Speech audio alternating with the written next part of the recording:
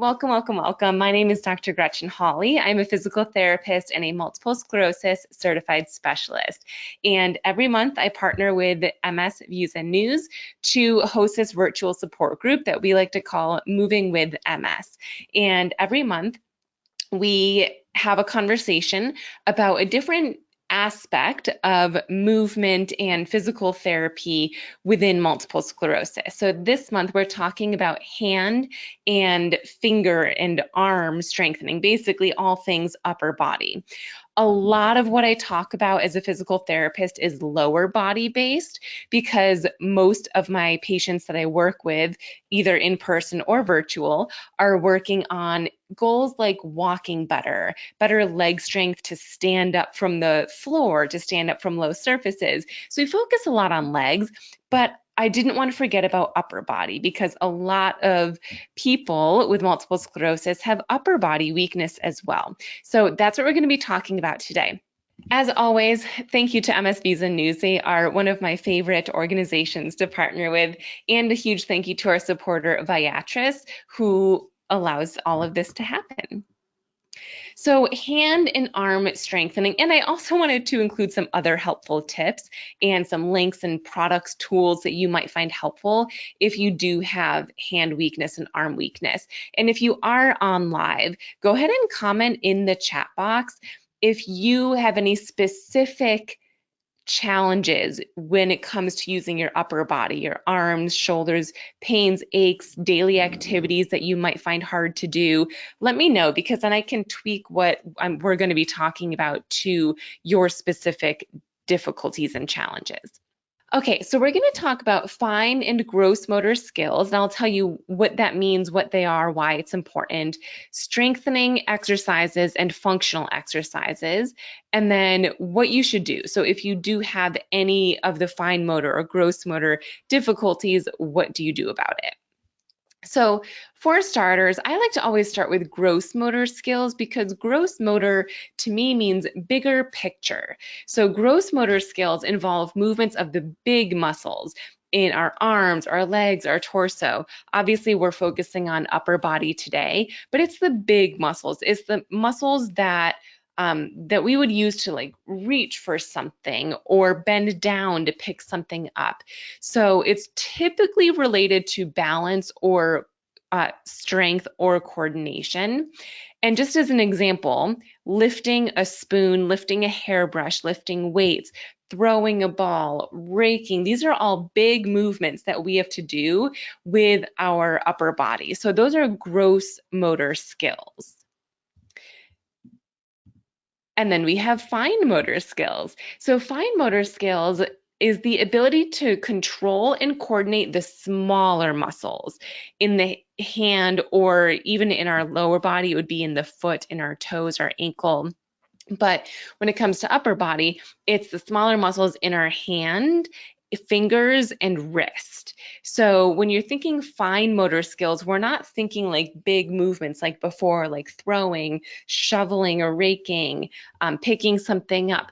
We're thinking of things like buttoning a shirt, because we need a lot of dexterity and fine motor skill to use our fingers to make that button happen.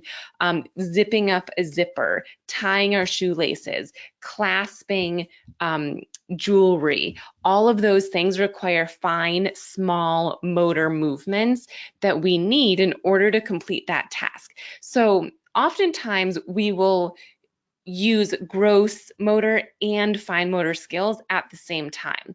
In order for me to grab, or let's say, let me back up. In order for me to put on a shirt, I need the upper body gross motor movement to reach into my closet and get the shirt, but I need the fine motor movements to take the shirt off of the hanger and to unbutton the shirt and then button it back up.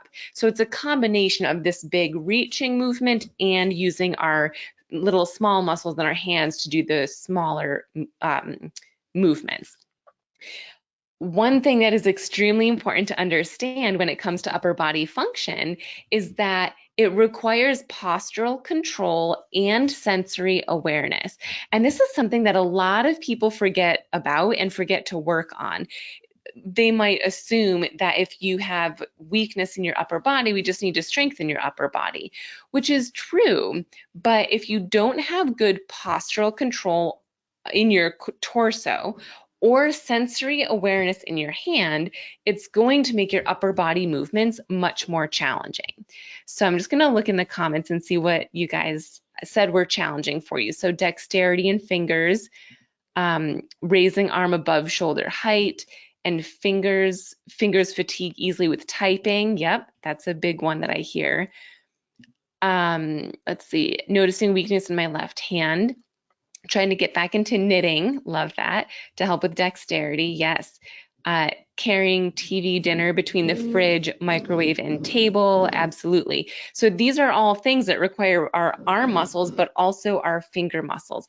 And then we can even take it a step further. It doesn't just require strength and dexterity, it requires endurance. In order to carry a dinner between the fridge, microwave, and table, you need to be able to hold it long enough. That's endurance and that's stamina. In order to clasp jewelry, you need to not just be able to do it quickly, but you need to be able to hold that one side and pull the clasp on the other side long enough and maintain that long enough until you clasp it, which I know, at least for me, it takes several attempts. So that's stamina and endurance. So I'm going to move my screen for a second. Okay, so if you have this space, I want you to do this with me. So I want you to round your upper body. So as I just mentioned, using our upper body, our arms, our fingers, our wrists, hands, requires postural control and strength in our torso. So what I want you to do is have really bad posture. So if we all round our shoulders, round our back, this would be really bad postural control. We're not using our core at all. And then I want you to reach overhead with one or both arms, doesn't matter, and just go as high as you can. Now give your arms a break, bring them back down. Now we're gonna do that again, but once you're up as high as you can go, we're gonna fix our posture. So go ahead and raise one or both arms as high as you can go. Now fix your posture, and can you go any further? For most of us, we can. If you just by fixing my posture, I was able to go so much further with my arm than I was able to if I had poor posture. That's not because I magically gained strength as soon as I sat up taller. My posture affects my upper body. So for some people, and for a lot of people, if we're able to strengthen our core and our upper back, your arms will move better, your hands will move better, your upper body function will be better. And we didn't even work on arm strengthening yet. We just worked on posture. So in our Moving with MS series, we do have other presentations where we've focused more on core strength and posture and all of that. So that's going to be really important to go back to, but just something really important to keep in mind so that we're focusing on good posture while also working on our upper body. As we're talking about postural control, this is a big factor that influences fine motor skills and gross motor skills. So your ability to maintain and change position of the trunk, which is your torso, and your neck. So another example of this might be if you're able to fix your posture like we just practiced, but can you maintain it? Can you hold that posture for 1 minute, 2 minutes? 5 minutes, something longer? How long can you maintain it? Because if you're working on an activity like cooking, you're standing and you're using your arms to pour things in and stir things and chop things, and you need to use your arms and your hands. If you can't maintain your good posture, you probably will require more rest breaks and your arms will fatigue sooner than if you were to maintain your torso and trunk posture longer. So working on not just getting into the good posture, but also maintaining it. And it also correlates to the neck too. If I am I'm going to try to choose a different example. If I'm trying to get dressed and not only is my torso rounded and not great, but my neck is maybe really far out or really far down, that's going to make getting dressed even harder. It's going to be typically easier to get dressed and move if not only our torso is up tall, but our head and neck are in the appropriate position as well. A stable seated posture like we're all in right now. So stable meaning you're sitting up in the middle of a chair and you're in a good posture, not relaxed against the back. So a stable seated posture is necessary to achieve effective hand use and hand manipulation, just these fine motor skills and dexterity. Again, if we have poor posture, if we're not feeling stable, maybe we're really off balance, even in a standing position, that is going to make our upper body even less likely to achieve the action that we're aiming for. Poor postural control can also lead to fatigue and disengagement.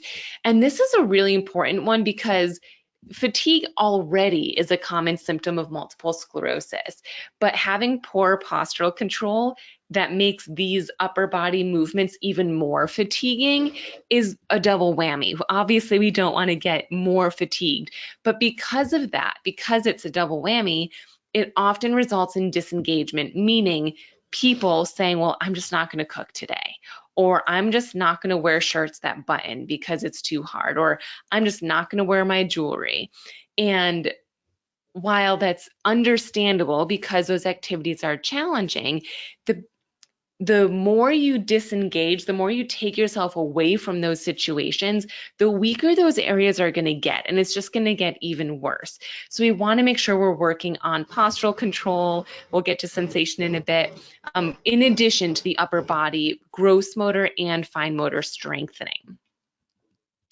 Okay, so now we move on to sensory awareness. So again, typically when someone says, oh, my upper body is weak, they might be thinking of upper body strengthening exercises. But as we know, as we now know, you have to focus on your core as well and posture and positioning.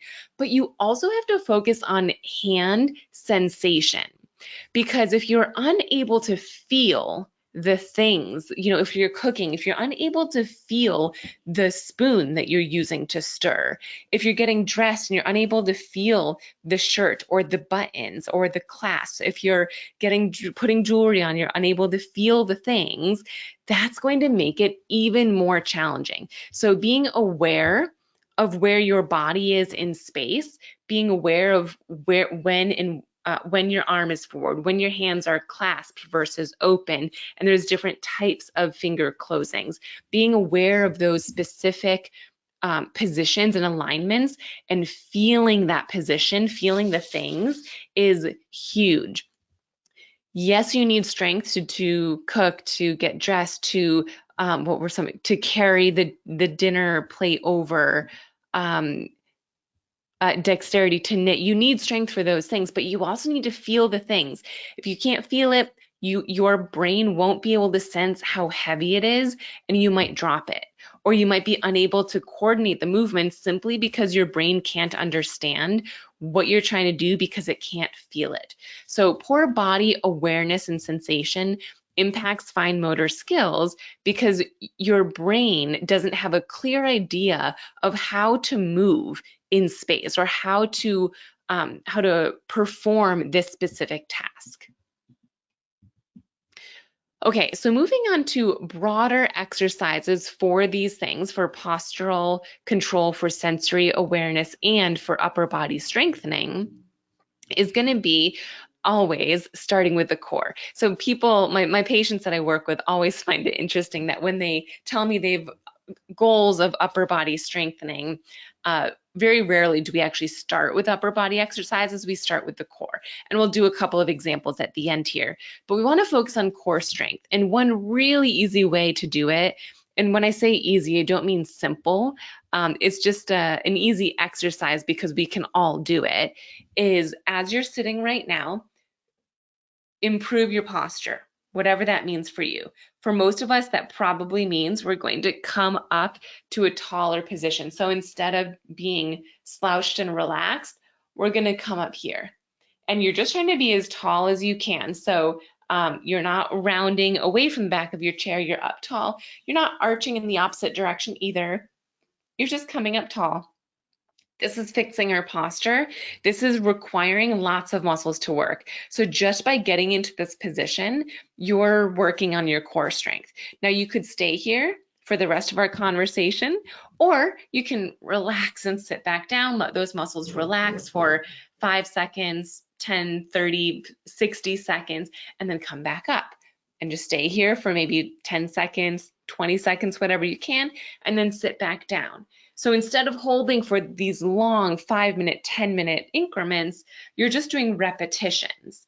So this is one of my favorite core exercises because we can all do it. It doesn't require any equipment, and most of us can do this directly from the chairs that we're sitting in. So I hope you're doing that one with me right now. But we want to focus on these broader exercises of core strengthening. Then let's move on to shoulder mobility and strengthening. So in order to improve our shoulder movement, we have to move our shoulder. Again, we're going to do some demonstrations in a bit here, but just generally speaking, we need to be able to reach overhead, reach forward, reach out to the side, even reach down towards the ground. All of that requires elbow movement because I have to come from a bent position to a straightened position, regardless of where I'm reaching. My elbow's moving, but my shoulder is also moving. My shoulder is actively lifting my arm up to the side, across. So almost any time that our shoulder moves, our elbow also has to move. So we're focusing on shoulder and elbow mobility and strength. And side note, sometimes mobility is limited because of a joint problem. So it's not necessarily that you're not strong enough, it's that your joint is blocked. And this is when going to an in-person physical therapist can be really helpful because more often than not, they will do some manual techniques where they're pressing on your shoulder to get it to move better and to get more mobility in the joint. So it's not always, I saw someone say they can't lift their arm overhead. It might be a strength issue. You don't have the strength to do that. It might be a range of motion issue where your joint doesn't have that range, or it could be both. So the best way to determine that would be to go to an in-person therapist and see if they can assess you and figure out what's what, because there's going to be different ways to treat that. Coordination is the next one. So if I've got a water bottle right here, if I want to, let's say it's on a shelf up high, I'm going to put it down, but let's envision it right there. If I need to reach up and grab it, do I have the coordination to do that? Can my brain and neural pathways and body understand that I don't need to reach anywhere, I need to specifically reach right there to grasp the bottle and pull it back down? That's coordination. Do I have the coordination to do that? One of my favorite coordination exercises, let me put the top back on, is to have something in front of me and with one finger touch the thing, then touch my nose. Touch the thing and touch my nose. And the smaller the thing is, the more challenging it is. So if I'm just trying to touch anywhere on this black top, then that's going to be much easier for me to do because I can touch anywhere. But if I'm specifically trying to touch the center of the white top, that's going to be even harder. It's going to require even more control and coordination. So we need coordination for our upper body to do what it needs to do. And then lastly, stretching. If you have a lot of tightness in your upper body, it might be harder to move because your muscles are restricting movement. So doing some stretches, just pulling your arm across your body. This one is a hard one, but pulling your arm over your head. If that's too tricky, you can put your elbow on a wall and then lean in, or you could put your elbow on a desk and lean down. So there's lots of ways to do that specific stretch, but stretching out your shoulders, your elbows. If you can't fully straighten your elbow, then you're not going to be able to fully reach into the cupboard or into the closet. So working on elbow straightening and really stretching out the bicep muscles. So again, core strength, shoulder and elbow mobility and strength, coordination and stretching. It's all going to be part of our broader exercises that we do for upper body. So I already demonstrated the finger to nose, but I wanted to stop sharing my screen and demonstrate the Y, the T, and the I. The Y, the T, and the I. I like these names because they're really simple. Once you see what they are, hopefully you'll be able to remember them for the rest of your life. So what we're going to do, these are shoulder and elbow, but mostly shoulder strengthening exercises. You don't need any weights, you don't need to be holding on to anything. But what you're going to do, and I'm actually going to stand up, you can stay seated, but I want you to see my thumbs. So for the I, we're going to come up and make the letter I. So if you picture the alphabet, so it's going to look like this. Actually, I guess I don't need to stand. You can still see my thumbs. So your thumbs are facing me. They're facing forward, and your fingers are facing down, and you're just going to come all the way up as far as you can go. And you might find that you can only come here, and that's great. Or maybe one arm goes up higher and one arm stops here. That's fine too. Try to keep your elbows straight. A slight bend is okay. And then just come back down.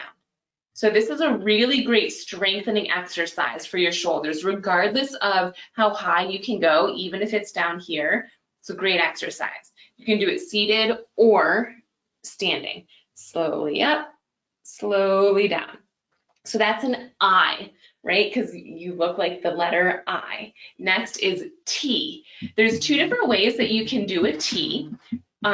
The first way, your thumbs are still facing me and your fingers are still facing the ground, and you slowly come out to a T, right? So I look like the letter T, a lowercase t, and then slowly come back down. So slowly up, palms are facing the floor now, and slowly down. And one thing you'll notice, I'm in a good posture. Remember, we were just talking all about posture. If we're doing this from here, that's not going to be as great of an exercise. So you want to make sure you're up in a good posture and you're coming out to a T. So this is the first T position where my palms face down. The second T position, my palms face you and your palms face me.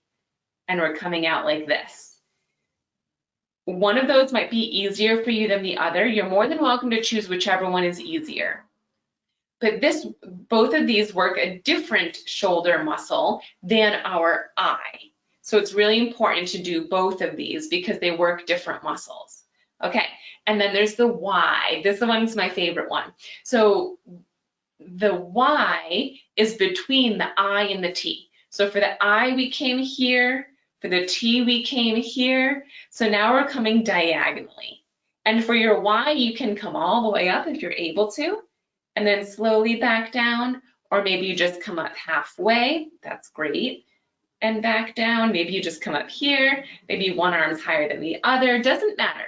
But you're strengthening this other muscle. A lot of people forget to work on these diagonals, and the diagonals are really, really important. And slowly down. Slowly up and slowly down. Again, you could do this standing too. But even with standing, you're in a good posture, your core is tight, you're bracing your belly muscles as you're coming up and lowering back down. So those are the I's, T's, and Y's. If any of those felt really easy, you can focus on the other ones that felt more challenging and or add a weight. And when I say add a weight, I'm referring to adding a 1 pound weight, something that's pretty light. It shouldn't add too much difficulty. If that feels easier, add a 2 pound weight. Once that's easier, add a 3 pound. So you can slowly add those weights. And I don't necessarily mean dumbbells. You can grab 2 cans of tomato soup, and that's probably a pound. I would imagine 1 pound each. So start there. Or if you have a water bottle, fill up the water bottle, make sure it's closed, and start lifting it for your I's, T's, and Y's. So you don't need to go out and buy any equipment for that. Okay, so I hope you liked that demonstration. I hope you did some of those with me. So those were broader exercises, and now we're moving on to some general exercises. So general exercises are, as you might imagine, general strengthening for the shoulder, the elbow, the wrist, the hand, the fingers. So we're not necessarily thinking about specific activities that we want to be easier. We're just looking for general strengthening, for more strength in those areas. So I'm going to stop sharing my screen again in a second, but I just wanted to review these first. Finger aerobics, which I'll demonstrate in a bit, but bubble wrap is a great one. Or I don't know if you guys know the toy that's called the, I think they're called poppets. Is that what they're called? Let me know in the comments if you know what I'm talking about. I think they're called poppets, and it's like a rubber thing that has a bunch of different raised surfaces, and you can push the raised surfaces down. They're in circles. You push them down, and you flip it over, and then you push them down again. And so it's kind of like bubble wrap without the obnoxious popping. But you could do bubble wrap is going to be really great for strengthening your fingers, or you could use I think they're called the poppets. You could use those.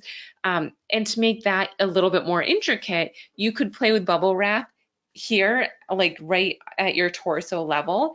Your hands are going to work differently there than if you hold the bubble wrap and you're using it out here, and you're trying to play with the bubble wrap and use your fingers out here when your arms are extended. That's going to feel different and probably more challenging than if you just have it here. But not all of our activities that we do are we here. If we're carrying a dinner, we're going to be further out here. If we're cooking, we're going to be further out here. So it's important to practice these exercises, not just close by, not just at your sides, but also out here. Play-Doh, same idea. Play with Play-Doh or silly string here, and you can just squeeze it with your fingers. You can twist it. There's no right or wrong. In the physical therapy world, there's something called Theraputty, which is basically like Play-Doh and silly string. But it's different levels of resistance. So you can play with that here or out here. You can build Legos. You remember the log cabin pieces? You can play with those. You can shuffle cards. All of these are really great strengthening exercises. Okay, so finger aerobics. There's lots of different ways. If you just Google finger aerobics, I'm sure something, a PDF resource will probably come up. But what we're going to do is you're going to open and close. So this is one. So from the side, that's what it looks like. From the front, it looks like this. Open, close, open, close. And you could do maybe 10, 15, 20 repetitions of that. The next one is you go out and in, out. So you're keeping this at about a 90-degree angle and in, out. So just the fingers extend outward versus coming all the way up. So out and in, out and in. Another finger aerobics, open, close, open, close. And for all of these, you can not only do them up in this position like we're all doing right now, but I could do this same one down by my side, opening and closing like this. I could also flip my palm up, open, close. So it's the same exercise, still finger aerobics, just my shoulder and my wrist are in different positions. I could do it here. Same thing with the first one. We can close and open in this position, in this position, in this position. And more often than not, you'll feel like one of those is harder than the others because, you know, lots of things come into play. Gravity, where it's preventing the area from moving as easily, position of your shoulder and of your elbow. But finger aerobics, then you can also do just this finger, same idea, just coming up and down, going out and in, out and in. There's that one. There's moving just your thumb out and in with your other fingers down or up. If the fingers are up, you can go over to your pinky and out. So there's a ton. And again, there's no right or wrong for any of these finger aerobic exercises. And of course, you do it on both sides. Ooh, there you go. But finger aerobic, so just general strengthening for positions and things that we need to do with our hands throughout the day. Okay, and then functional. So we started with broader exercises, we went to general exercises, and now we're moving to functional exercises. I talk about functional exercise multiple times daily, so hopefully you know this. But functional exercise essentially just means breaking down the movement that is hard into exercises. So if you have a goal of holding a pen with more strength, then you're holding a pen as an exercise. Or the dinner plate, I think it was Kanita mentioned carrying her dinner plate from one place to another. If you have difficulty doing that, hold the plate as an exercise. Now you want to hold it in an area maybe over your couch, so if you drop it, it's not going to shatter and break, but practice holding it however you normally would. If it's one-handed, I'm just going to grab my book here. If it's one-handed, hold it like this. I'm assuming that's how you'd be holding the plate. If you normally hold it two-handed, practice holding it as an exercise, especially if you need to hold it for a certain amount of time to get to a place. Hold it in that position for 10 seconds, 30 seconds, 60 seconds. Once you're strong enough at holding it, then maybe, especially because you mentioned carrying it between the fridge and the microwave, or the microwave and the living room, or wherever you're going to go eat it, practice holding it while walking, while taking a few steps forward, and then maybe turn around. And so you'd slowly progress that single exercise. So if you're looking to improve holding a pen, you'd hold a pen as an exercise, and you could squeeze the pen and then relax, squeeze and relax. So this is a very functional exercise if you're looking to hold the pen without it dropping. Someone mentioned typing. If you're looking to improve the strength in your fingers when typing, practice typing as an exercise. And I don't know about you, but I've had a decent amount of patients tell me that there are specific letters that they have difficult time lifting their finger off of. And so, for example, you might notice that anytime you type an H, there's two H's instead of just one. So you might practice having your hands on a keyboard and lifting them off of the letters as an exercise. So you're practicing the thing that's hard, you're practicing the exercise, the activity as an exercise. And then gross motor is the bigger movement. So not just holding and squeezing and moving your fingers, but bigger movements like grabbing a hairbrush and bringing it up to your head, holding the hairbrush here, or holding a hair dryer, grabbing down to pick up a laundry basket and lifting it up with your arms, picking up an animal. I have a 13-pound dog, picking him up, that would be more of a gross motor activity. So think about the activity, the things that are hard for you to do, and do that as an exercise. I see in the comments, silly putty is much more for strengthening than silly. Oh, did I say silly string? I meant silly putty. Thank you for that. My left hand is in a contracted ball. Yeah, so if that's the case, it depends why it's contracted. If it's spasticity, that's going to be different than weakness. So if your hand is like this and it's due to spasticity, it's due to tight muscles on this side of your hand and fingers and forearm. So you'd want to stretch out in this direction, your hand and fingers and forearm. But if it's contracted like this due to weakness, then it's weakness on these muscles on the back side. So you'd want to focus more on exercises that allow you to open. So literally practicing opening your hand. Because you can't see my table here, we'll practice here. Let's pretend this is just a table or even the armrest on your chair. Get your hands as open as you can and practice lifting your fingers up off of the surface. Lift. Even if they're still staying bent, can you lift them open? So it depends on why it's happening, but and it might be a combination of both, the tightness and the weakness. So you would do both of those. Okay, so here's just some more examples. Squeezing a tennis ball, computer typing, as we discussed.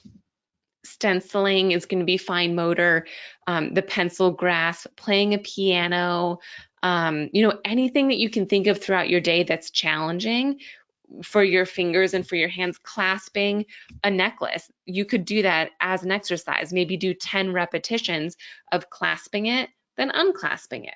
Clasp it again, unclasp it, buttoning your shirt, doing those things as an exercise.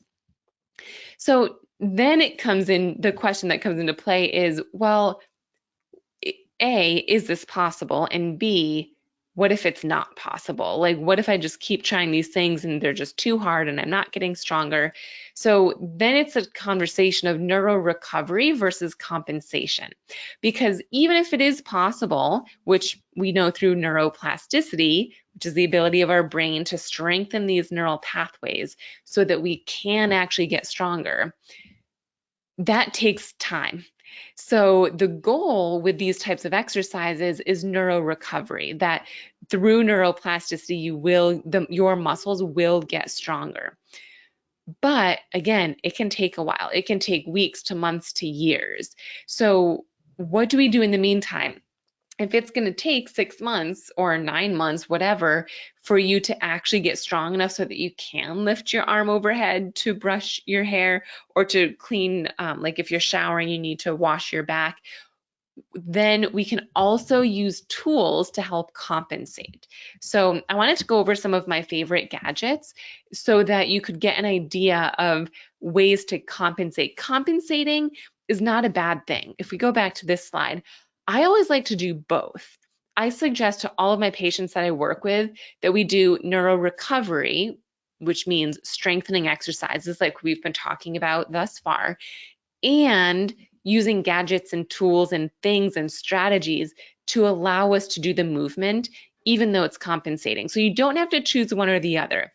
I like to do both. So for strengthening, as I mentioned, the TheraPutty, the silly putty, not the silly string, silly putty, a stress ball, all those things are going to be great for strengthening purposes. The Grip Master, and I actually, I want to click on this to show you. So the Grip Master looks like this. There's different colors based on how hard you want it to be. So this is going to be, usually the lighter the color, let me zoom in on this. You'll see the lighter the color, the easier it is, the less resistance. So the super light gray is 1 pound, extra light is the green, that's 2 pounds, and then black is the darkest at 6 pounds.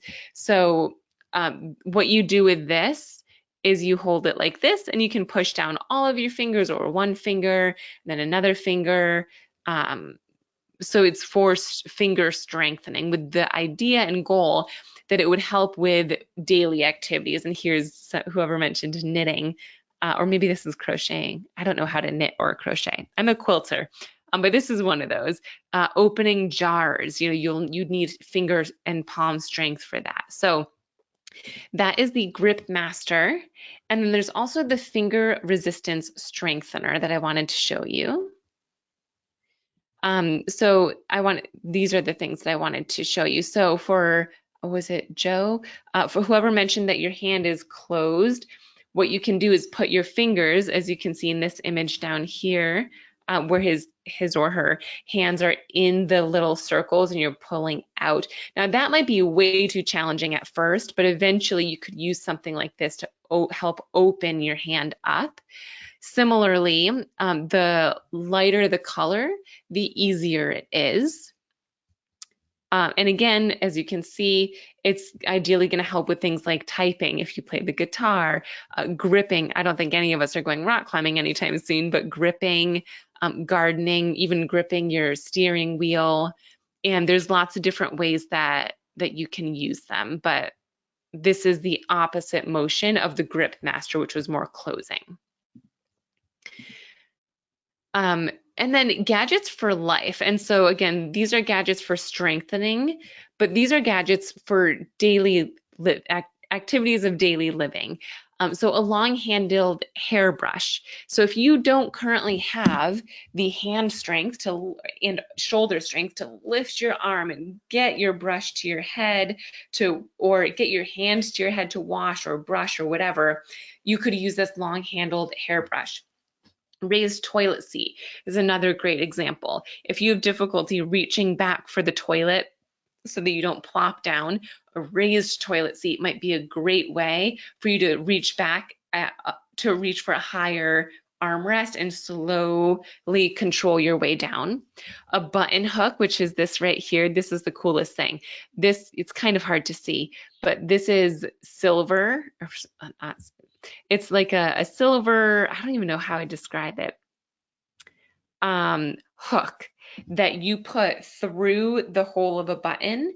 You then grab the button and pull it through, and it's a really easy way to button things.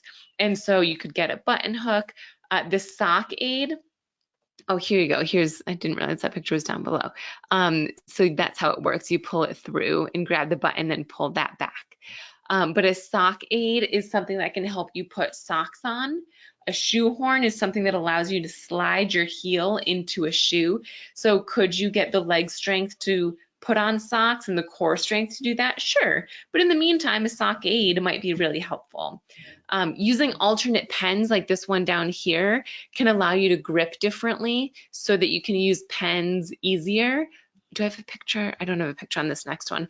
The brand OXO has some really great utensils that it's like a spoon and a fork that's really, it's a really wide base, so it's easier to grasp onto.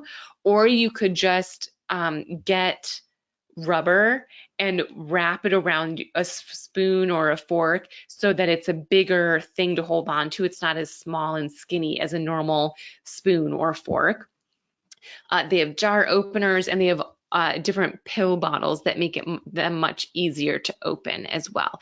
So I just wanted to let you know some of my favorite tools, but also open your eyes and mind to the fact that it's okay to use gadgets like these. It doesn't mean that you're going to get weaker. Ideally, you're using them in addition to the strengthening exercises to allow yourself to stay engaged in these things and ideally become and or maintain your independence with them. So those are some of my favorite gadgets. That's all I've got for you today. So I'm going to see if you guys have any questions in the chat box. But as always, there's lots of ways that you can reach me. I've got my book, my podcast, my website. Pretty much everything is called Missing Link if you search for that. And then I'm also on all the different social media platforms, YouTube if you're looking for videos on any of this stuff as well. Let's see. Will these exercises help with tremor? So the one that I mentioned that might help with tremor would be the finger to nose, the coordination exercise. That one might help with tremor. I'm going to take a sip of water as I wait to see if any questions come in.